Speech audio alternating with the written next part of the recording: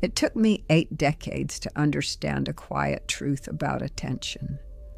I spent years polishing achievements, rehearsing the right words, standing in rooms where I hoped someone important would notice. I remember a night in my 40s driving home after an award dinner, feeling strangely empty in a full parking lot. Here is what time eventually shows you.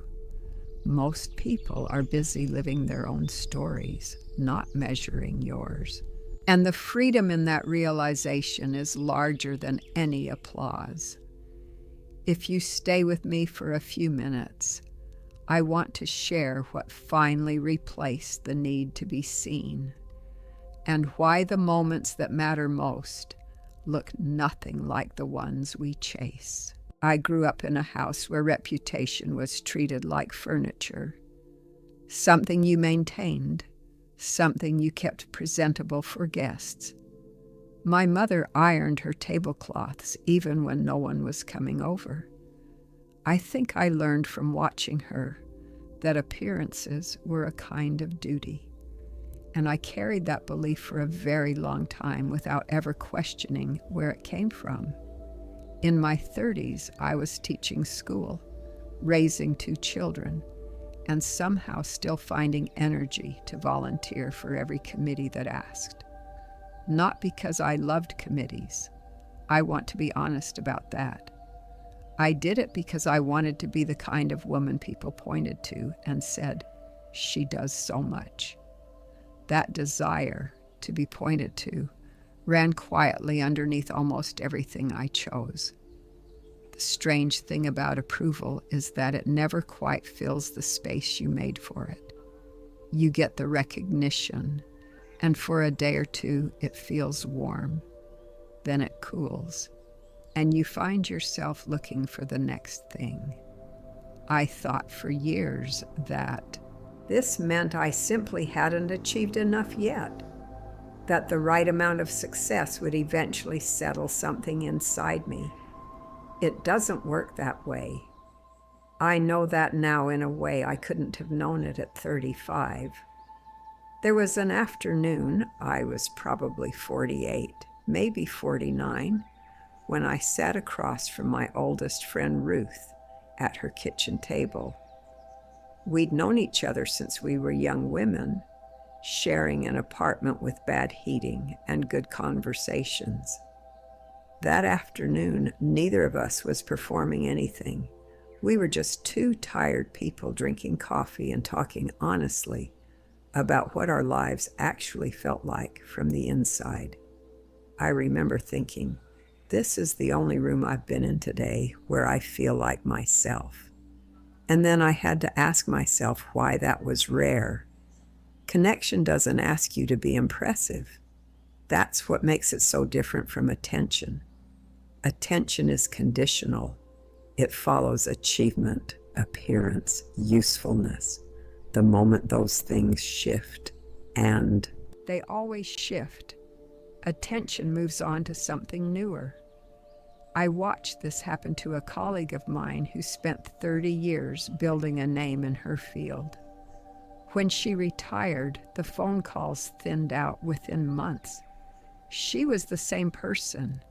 Her thinking was just as sharp, but without the position, the audience dissolved. She found it devastating. I found it clarifying. Status is borrowed. The life underneath it is your own. What I started paying attention to gradually was what remained when the external things went quiet. What conversations I still wanted to have, whose company settled me. What I was curious about when no one was watching or grading the answer. These turned out to be very different things than what I had been prioritizing for decades. My husband, Gerald, used to say that most people are carrying something heavy that nobody else can see. He said it in passing once, early in our marriage, and I wrote it on a slip of paper and kept it, because what it meant to me was this: The people you're trying to impress are usually too occupied with their own weight to spend long noticing yours. That isn't pessimism. It's actually a relief once you let it be. There is something that happens when you stop organizing your choices around an imagined audience. Small things become more available to you. The particular light on an ordinary Tuesday. A grandchild asking a question that genuinely surprises you. A conversation that goes somewhere neither person planned. These things were always there. I just wasn't oriented toward them. My attention was pointed outward, waiting to be evaluated, when the better material was right in front of me the whole time. I'm not suggesting the years I spent striving were wasted. I don't believe that, and I wouldn't say it just to be comforting. Some of what I built mattered. Some of the reaching taught me things I needed to learn. But there is a difference between working towards something real and performing for observers who, it turns out, were mostly tending to their own concerns. The question I had to ask, and it wasn't an easy one, was what I would choose if I knew no one would ever hear about it.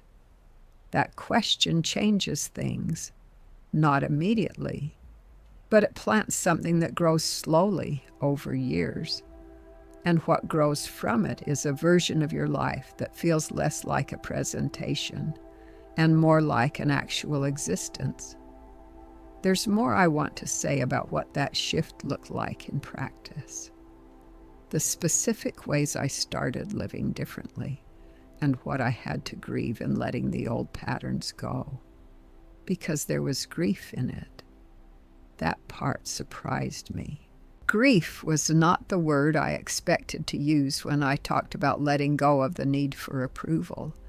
It sounds dramatic, but when I sit with it honestly, that is what it was. When you have organized a significant portion of your life around being recognized, the recognition becomes familiar.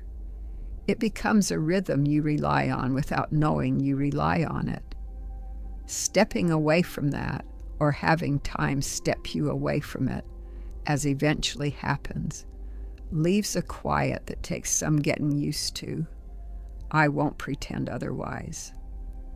There was a period in my early 70s when I had stopped most of my formal work and the structure that came with it. No more meetings with my name on the agenda. No more introductions that listed my credentials. I was just Martha at the grocery store, at the library, in the garden. And for a while I felt, not invisible exactly, but unanchored, like a habit had been interrupted. What I eventually understood was that the discomfort wasn't about missing the recognition itself. It was about not yet knowing who I was without it. That distinction matters, because if you think you're mourning the applause, you'll spend your energy trying to get it back. But if you understand you're actually searching for yourself underneath it, you'll look in the right places. I started doing something that felt almost embarrassingly small. I began keeping a very plain notebook, nothing formal, where I wrote down what I had genuinely enjoyed each day. Not accomplished, not received, enjoyed. It was harder than I expected. The first week I had trouble finding entries that weren't quietly tied to someone else's response to me. A good conversation, yes, but part of what made it good was that she seemed impressed. A meal I cooked, but I noted that Gerald had complimented it. Even my private pleasures had been filtered through other people without my realizing it. That notebook showed me something I needed to see. Over months, the entries shifted. I wrote about the way early morning fog sat over the yard before it burned off. I wrote about rereading a book I had first read at 22 and finding it almost entirely different. I wrote about a long walk where I didn't think about anything useful and felt no guilt about that. These were small, ungoverned moments, and they were entirely mine in a way that most of my earlier life had not been. I think many people, particularly those who have spent decades being capable and responsible, don't realize how unfamiliar real rest feels at first. Not sleep, not vacation with an itinerary. I mean the rest of not performing. It feels strange because the habit of performing is so old. You have to learn how to be in a room, including a room by yourself, without preparing for an audience. There is a version of aging that looks like loss because you're measuring it against what came before. The positions, the invitations, the relevance. But there is another way to move through it. And this is what I want to say carefully, where the quieting of all that external noise becomes something closer to clarity. I have a neighbor, a man named Paul, who spent his career in a demanding profession and retired somewhat reluctantly in his late 60s. For 2 years, he was miserable. He told me he felt like he'd been erased. Then somewhere in the 3rd year, something shifted. He started building furniture in his garage, not to sell, not to show anyone, just to make things with his hands and see them come out right. He told me recently that those hours in the garage are the most present he has ever felt in his life. That is not a small thing. Presence is what remains when performance stops. And presence, it turns out, has been available the whole time.